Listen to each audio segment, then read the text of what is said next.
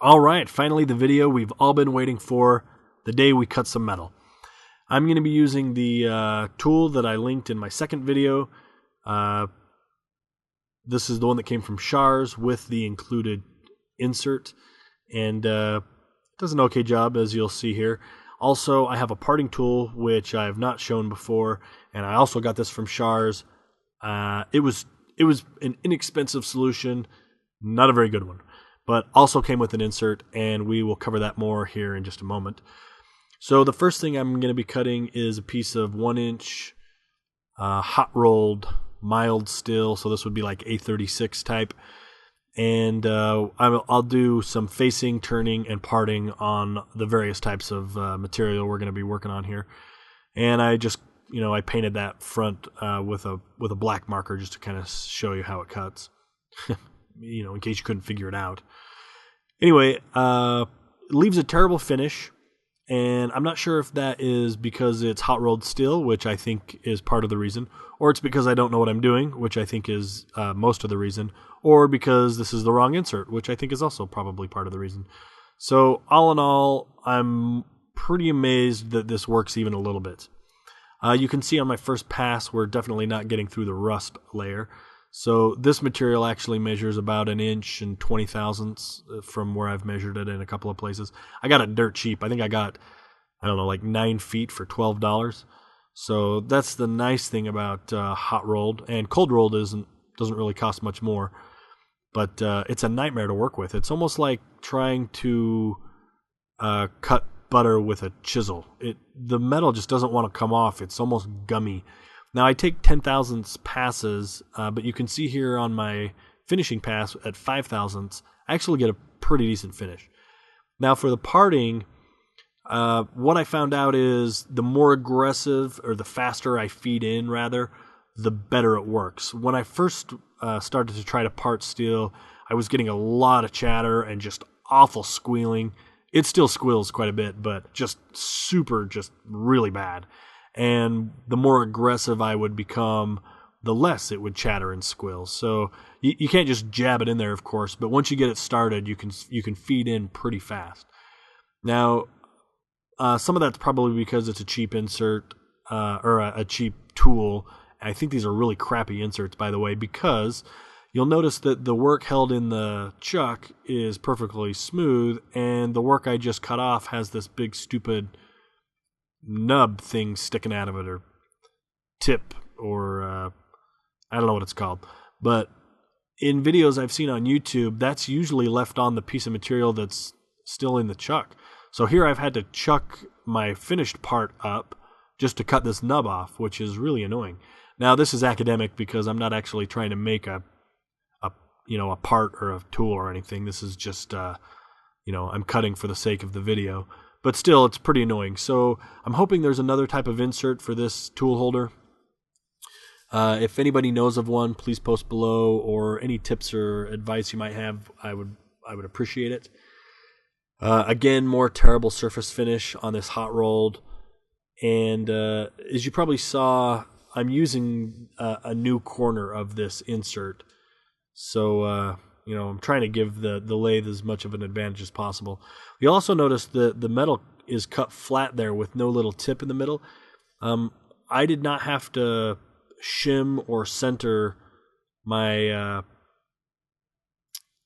my tool at all. I just bolted it down and it cut perfectly on center. So I'm pretty excited about that. Okay, this is 6061 aluminum, 1/2 inch diameter.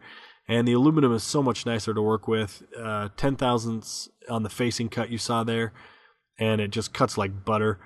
The only thing about aluminum I found out is you can't be too aggressive, and you really need to have the smallest amount of stick out as possible from the chuck. Ooh, accidentally plunged in there. Because the metal will flex much more than steel. So let's go ahead and speed this up, take a couple more turning cuts. And when it comes to parting, it also parts much nicer than steel. You can be pretty much as aggressive as you want. It doesn't squeal. It doesn't chatter nearly as much. So I'm pretty pleased with this tool as far as working in aluminum goes. However, again, once you cut your part off, it's got that stupid nub left on the end of it, and now you've got to go chuck that up and face it back off, which I didn't do in this case, but here it is next to that piece of hot rolled, and you can see the surface finish on the aluminum is better. And here's just a really close up view of facing, I guess.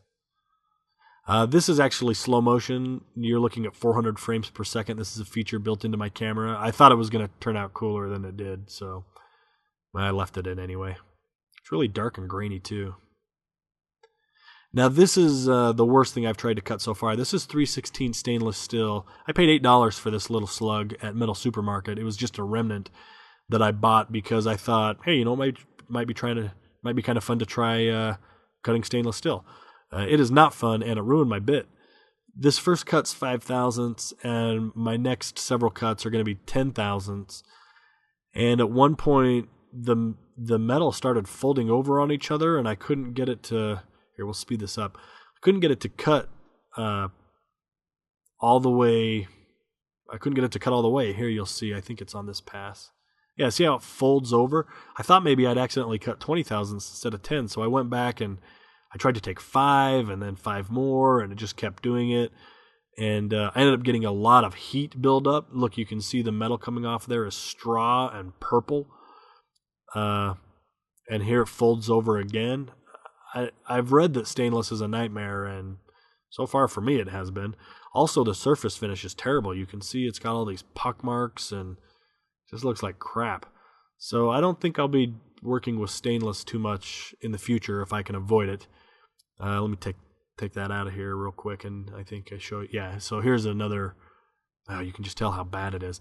Now, I ended up using a brand new insert. It was another insert I got from Shars, actually, to clean up the other side of this slug. I don't have it in the video, but it did a much better job. And I don't know if that's just because it was a better insert or because it was brand new, but anyway, I don't like it.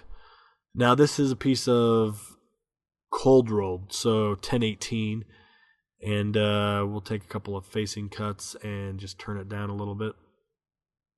This the cold rolled is a little bit nicer than the hot rolled as far as finish and how nicely it cuts in general, but it's still not very good.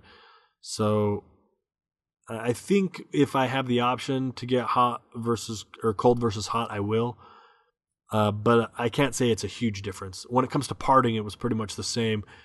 Started in slow, and once the insert is cutting, then start getting really aggressive with it to shut down that chatter a little bit. And it parts off just fine and leaves that stupid nub on the finished piece again, which I'll keep mentioning because I'm still mad about.